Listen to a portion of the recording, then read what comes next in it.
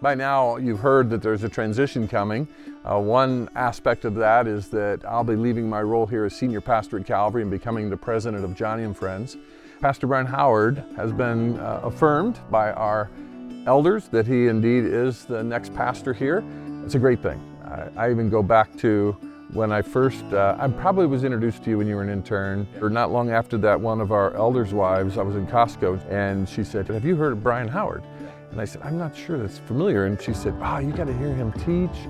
And then when I got to know you, you lived up to her excitement. It's been an amazing journey. I've shared many times, even publicly, that coming to Calvary, I was very skeptical of megachurches and skeptical that they didn't really love Jesus, that they were just about numbers or a performance. When I got here to Calvary, I was really humbled, and I was humbled by the people I met.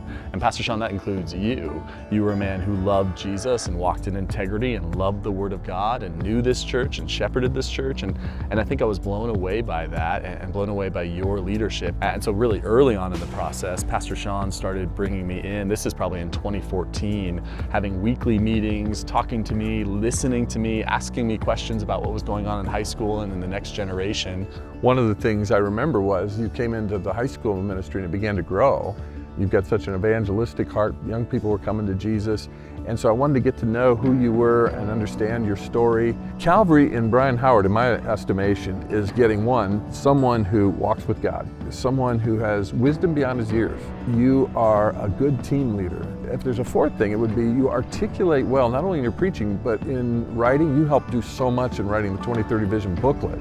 You know, Leslie and I are very excited about what's ahead under your leadership. I look forward to sitting under your teaching, your shepherding, your leadership. I'm going to be praying for you. I think in every way, the story of my life has been shaped by your generosity to allow me into those spaces and to really coach me along the way.